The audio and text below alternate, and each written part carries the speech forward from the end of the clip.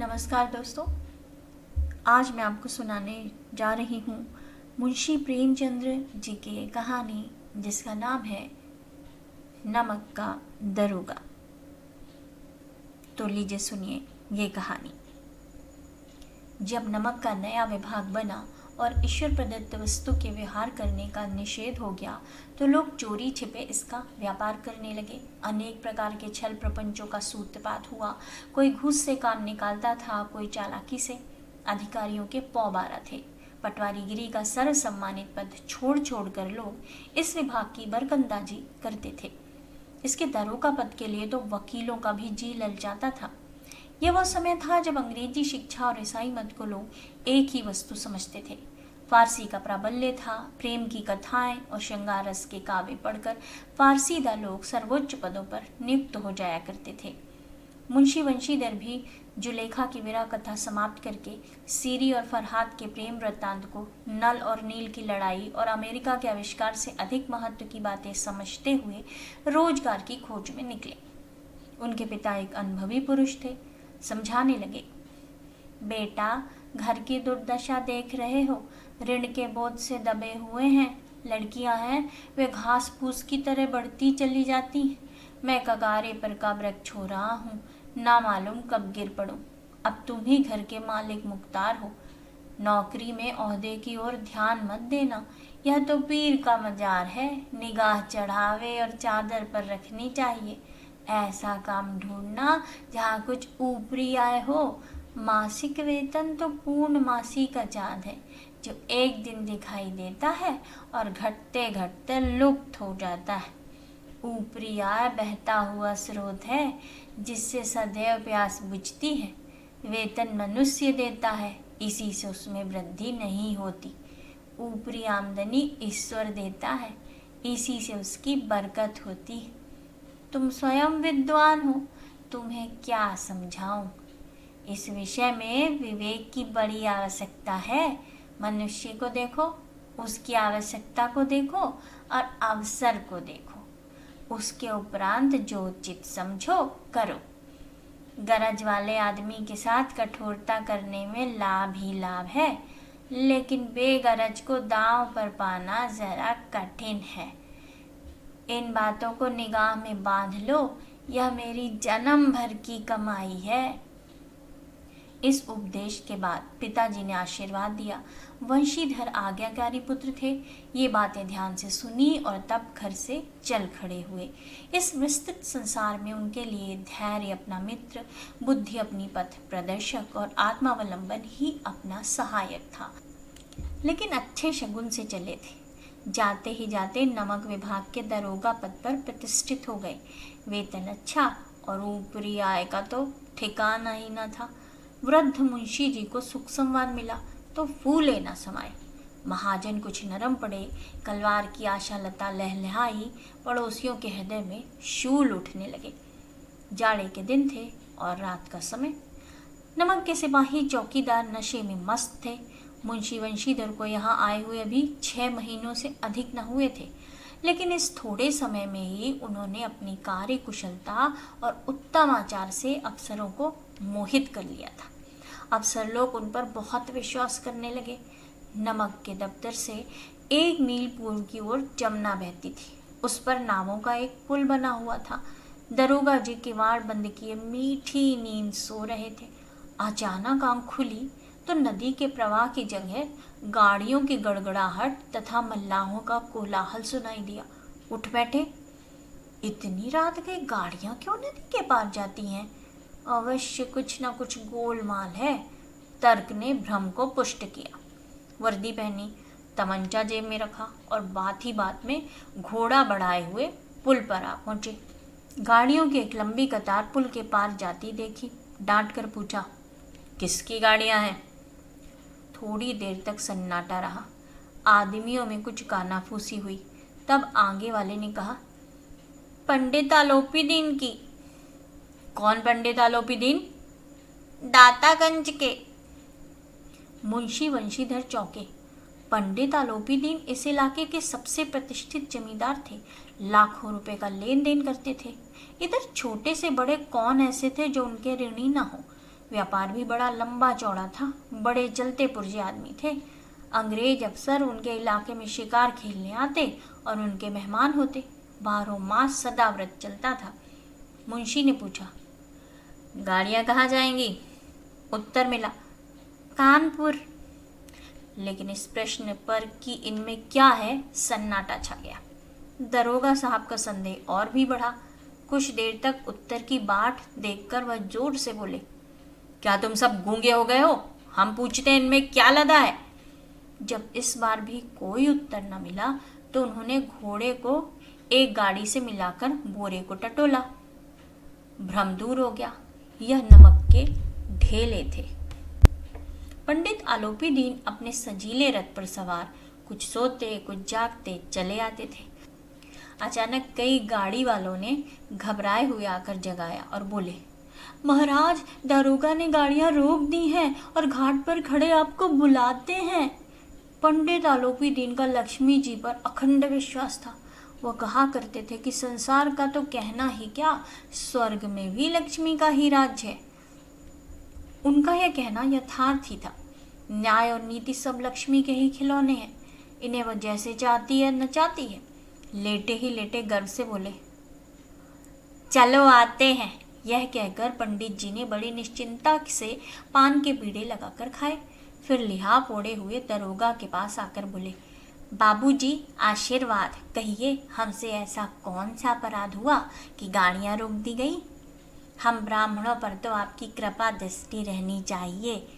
वंशीधर रुखाई से बोले, सरकारी हुक्म। पंडित आलोपी दीन ने हंसकर कहा, हम सरकारी हुक्म को नहीं जानते और न सरकार को। हमारी सरकार तो आप ही हैं। हमारा और आपका तो घर का मामला है। हम कभी आपसे बाहर हो सकते हैं? आपने व्यर्थ का कष्ट उठाया। यह हो ही नहीं सकता कि इधर से जाए और इस घाट के देवता को भेंट न चढ़ावे। मैं तो आपकी सेवा में स्वयं ही आ रहा था। वंशीधर पर ऐश्वर्य की मोहिनी वंशी का कुछ प्रभाव न पड़ा। ईमानदारी की नई उमंग थी। कड़क कर बोले, हम उन नमक हरामों में नहीं हैं जो कौड़ियों पर अपना ईमान बेचते फिरते हैं। आप इस समय हिरासत में हैं। आपको कायदे के अनुसार चालान होगा। बस मुझे अधिक बातों की फुर्सत नहीं है। जमादार बदलू सिंह, तुम इन्हें हिरासत में ले चलो। मैं हुक्म देता हूँ। पंडित आलोपी दीन स्तंभित हो गए। गाड़ी वालों में हलचल मच गई। पंडित जी के जीवन में कदाचित यह पहला ही अवसर था कि पंडित जी को ऐसी कठोर बातें सुननी पड़ी। बदलू सिंह आगे बढ़ा, किंतु रोब के मारे यह साहस न हुआ कि उनका हाथ पकड़ सके। पंडित जी ने धर्म को धन का ऐसा निरादर करते कभी न देखा था। विचार किया कि यह भी उद्दंड लड़का है, माया मोह के जाल में अभी नहीं पड़ा, अल्लड़ है, झिझकता है। बहुत दीन भाव से बोले, बाबू साहब, ऐसा न कीजिए, हम मिट जाएंगे, इज्जत धूल में मिल जाएगी। हमारा अपमान करने से आपके हाथ क्या आएगा? हम किसी तरह आपसे बाहर थोड़े ही हैं। वंशीधर ने कठोर स्वर में कहा, हम ऐसी बातें नहीं सुनना चाहते। आलोपी दीन ने जिस सहारे को चट्टान समझ रखा था वह पैरों के नीचे खिसकता हुआ मालूम हुआ। स्वाभिमान और धन ऐश्वर्य की कड़ी चोट लगी, किंतु अभी तक धन की सांख्यिक शक्ति का पूरा भरोसा था। अपने मुख्तार से बोले, लाला जी, 1000 के नोट बाबू साहब की भेंट करो। आप इस समय भूखे सिंह हो रहे हैं। वंशीधर ने गर्म होकर कहा, 1000 नहीं, 1,00,000 भी मुझे सच्चे मार्ग से नहीं हटा सकते। धर्म की इस बुद्धिहीन दृढ़ता और देव दुर्लभ त्याग पर मन बहुत झुंझलाया। अब दोनों शक्तियों में संग्राम होने लगा। धन ने उछल उछल कर आक्रमण करने शुरू किए। 1 से 5, 5 से 10, 10 से 15 और 15 से 20,000 तक नौबत पहुंची। किंतु धर्म अलौकिक वीरता के साथ बहुसंख्यक सेना के सम्मुख अकेला पर्वत की भांति अटल अविचलित खड़ा था। आलोपी दीन निराश होकर बोले, अब इससे अधिक मेरा साहस नहीं, आगे आपको अधिकार है। वंशीधर ने अपने जमादार को ललकारा। बल्लू सिंह मन में दरोगा जी को गालियां देता हुआ पंडित आलोपी दीन की ओर बढ़ा। पंडित जी घबराकर 2-3 कदम पीछे हट गए। अत्यंत दीनता से बोले, बाबू साहब, ईश्वर के लिए मुझ पर दया कीजिए। मैं 25,000 पर निपटारा करने को तैयार हूँ। असंभव बात है। 30,000 पर? किसी तरह भी संभव नहीं। क्या 40,000 पर भी नहीं? 40,000 नहीं, 40 लाख पर भी असंभव है। बदलू सिंह, इस आदमी को हिरासत में ले लो। बदलू सिंह, इस आदमी को हिरासत में ले लो। अब मैं एक शब्द भी नहीं सुनना चाहता। धर्म ने धन को पैरों तले कुचल डाला। आलोपी दीन ने एक हष्ट पुष्ट मनुष्य को हथकड़ियां लिए हुए अपनी तरफ आते देखा। चारों ओर निराश और कातर दृष्टि से देखने लगे। इसके बाद मूर्छित होकर गिर पड़े। दुनिया सोती थी पर दुनिया की जीभ जागती थी। सवेरे देखिए तो बालक वृद्ध सबके मुंह से यही बात सुनाई देती थी। जिसे देखे वही पंडित जी के इस व्यवहार पर टीका टिप्पणी कर रहा था। निंदा की बौछारें हो रही थी, मानो संसार से अब पापी का पाप कट गया। पानी को दूध के नाम से बेचने वाला ग्वाला, कल्पित रोज नामचे भरने वाले अधिकारी वर्ग, रेल में बिना टिकट सफर करने वाले बाबू लोग, जाली दस्तावेज बनाने वाले सेठ और साकार, यह सब के सब देवताओं की भांति गर्दनें चला रहे थे। जब दूसरे दिन पंडित आलोपी दीन अभियुक्त होकर कांस्टेबलों के साथ हाथों में हथकड़ियां, हृदय में ग्लानि और क्षोभ भरे लज्जा से गर्दन झुकाए अदालत की तरफ चले तो सारे शहर में हलचल मच गई। मेलों में कदाचित आंखें इतनी व्यग्र न होती होंगी। भीड़ के मारे छत और दीवार में कोई भेद ही न रहा। किंतु अदालत में पहुंचने की देर थी। पंडित आलोपी दीन इस आघात वन के सिंह थे। अधिकारी वर्ग, उनके भक्त, अमले, उनके सेवक, वकील, मुख्तार, उनके आज्ञा पालक और अर्दली, चपरासी तथा चौकीदार तो उनके बिना मोल के गुलाम थे। उन्हें देखते ही लोग चारों तरफ से दौड़े। सभी लोग विस्मित हो रहे थे, इसलिए नहीं कि आलोपी दीन ने कर्म किया, बल्कि इसलिए कि वह कानून के पंजे में कैसे आए। ऐसा मनुष्य जिसके पास असाध्य साधन करने वाला धन और अनन्य वाचलता हो, वह क्यों कानून के पंजे में आए? प्रत्येक मनुष्य उनसे सहानुभूति प्रकट करता था। बड़ी तत्परता से इस आक्रमण को रोकने के निमित्त वकीलों की एक सेना तैयार की गई। न्याय के मैदान में धर्म और धन में युद्ध ठन गया। वंशीधर चुपचाप खड़े थे। उनके पास सत्य के सिवा न कोई बल था, न स्पष्ट भाषण के अतिरिक्त कोई शस्त्र। गवाह थे किंतु लोभ से डामाडोल। यहाँ तक कि मुंशी जी को न्याय भी अपनी ओर कुछ खिंचा हुआ दिख पड़ता था। वह न्याय का दरबार था, परंतु उसके कर्मचारियों पर पक्षपात का नशा छाया हुआ था। किंतु पक्षपात और न्याय का क्या मेल? जहाँ पक्षपात हो वहाँ न्याय की कल्पना नहीं की जा सकती। मुकदमा शीघ्र ही समाप्त हो गया। डिप्टी मजिस्ट्रेट ने अपनी तजवीज़ में लिखा, पंडित आलोपी दीन के विरुद्ध दिए गए प्रमाण निर्मूल और भ्रमात्मक हैं। वह एक बड़े भारी आदमी है। यह बात कल्पना के बाहर है कि उन्होंने थोड़े लाभ के लिए ऐसा दुस्साहस किया हो। यद्यपि नमक के दरोगा मुंशी वंशीधर का अधिक दोष नहीं है, लेकिन यह बड़े खेद की बात है कि उसकी उद्दंडता और विचारहीनता के कारण एक भले मानुस को कष्ट झेलना पड़ा। हम प्रसन्न हैं कि वह अपने काम में सजग और सचेत रहता है, किंतु नमक के मुकदमे की बढ़ी हुई नमक से हलाली ने उसके विवेक और बुद्धि को भ्रष्ट कर दिया। भविष्य में उसे होशियार रहना चाहिए। वकीलों ने यह फैसला सुना और उछल पड़े। पंडित आलोपी दीन मुस्कुराते हुए बाहर निकले। स्वजन बांधुओं ने रुपए की लूट की। उदारता का सागर उमड़ पड़ा। उसकी लहरों ने अदालत की नींव तक हिला दी। जब वंशीधर बाहर निकले तो चारों ओर उनके ऊपर व्यंग्यवाणों की वर्षा होने लगी। चपरासियों ने झुक झुक कर सलाम किए, किंतु इस समय कटु वाक्य एक एक संकेत उनकी गर्वाग्नि को प्रज्वलित कर रहा था। कदाचित इस मुकदमे में सफल होकर वह इस तरह अकड़ते हुए न चलते। आज उन्हें संसार का एक खेदजनक विचित्र अनुभव हुआ। न्याय और विद्वता, लंबी चौड़ी उपाधियां, बड़ी बड़ी दाढ़ियां, ढीले चोंगे सच्चे आदर का पात्र नहीं है। वंशीधर ने धन से बैर मोल लिया था। उसका मूल्य चुकाना अनिवार्य था। कठिनता से 1 सप्ताह बीता होगा कि मुअत्तली का परवाना आ पहुंचा। कार्यपरायणता का दंड मिला। बेचारे भग्न हृदय शोक और खेत से व्यथित घर को चले। बूढ़े मुंशी जी तो पहले ही से कुड़बुड़ा रहे थे कि चलते चलते इस लड़के को समझाया था, लेकिन इसने एक ना सुनी। सब मनमानी करता है। हम तो कलवार और कसाई के तकादे सहे, बुढ़ापे में भगत बनकर बैठे और वहाँ बस वही सूखी तनख्वाह। हमने भी तो नौकरी की है और कोई ओहदेदार नहीं थे, लेकिन काम किया, दिल खोल कर किया और आप ईमानदार बनने चले। घर में चाहे अंधेरा हो, मस्जिद में अवश्य दिया जलाएंगे।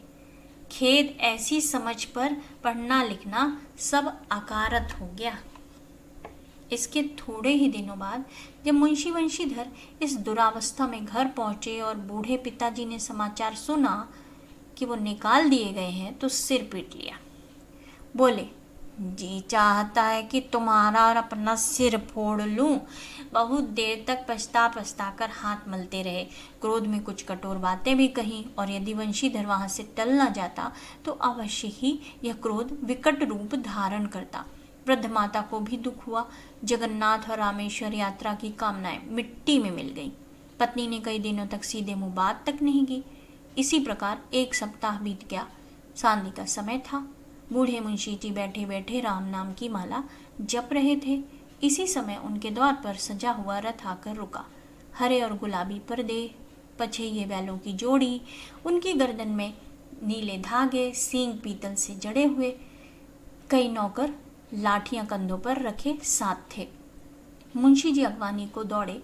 देखा तो पंडित आलोपी दीन है। झुककर दंडवत की और लल्लो चप्पो की बातें करने लगे। हमारा भाग्योदय हुआ जो आपके चरण इस दौर पर आए। आप हमारे पूज्य देवता हैं। आपको कौन से मुंह दिखावे।